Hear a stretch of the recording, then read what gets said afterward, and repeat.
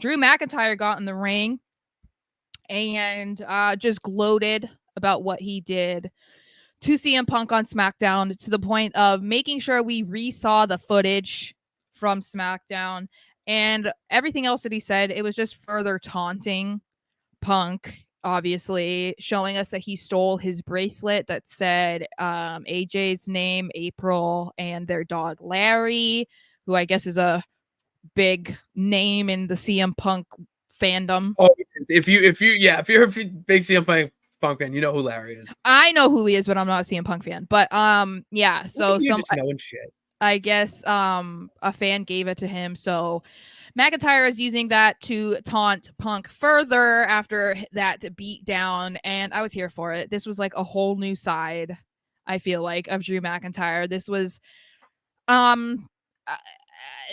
this felt like a new level for him in this character, because I think, you know, something that we had preached about since the beginning of him being this heel character that basically started at the Royal Rumble for the most part, was his character was rooted in common sense. So it was really hard to say the things that he was saying and the things that he was doing were wrong, because it's like, no, like it makes sense why he's doing this or why he's saying that.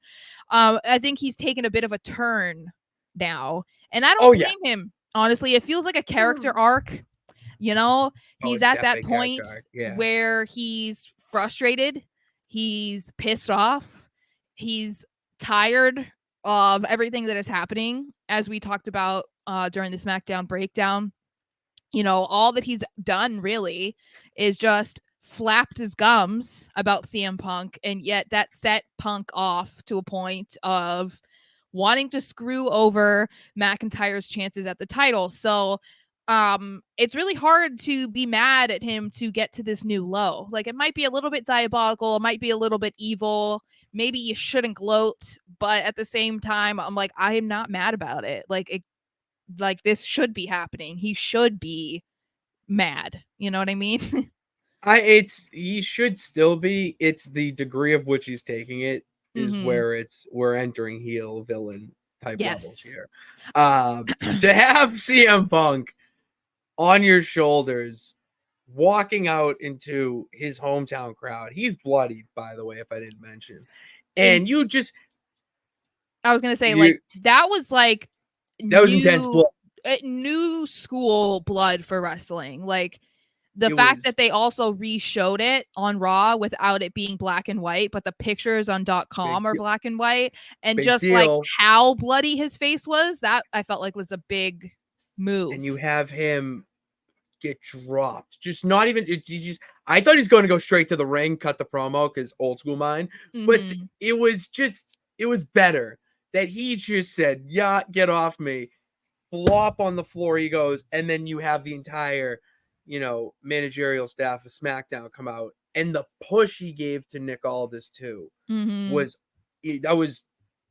so good. So then you have that on Raw, the coming out and just pretty much saying what he did, taunting the whole thing.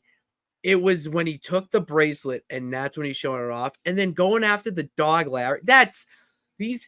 He's making sense. Obviously, we all think Drew makes sense with whatever he's going. But now you're that damn dog didn't do shit.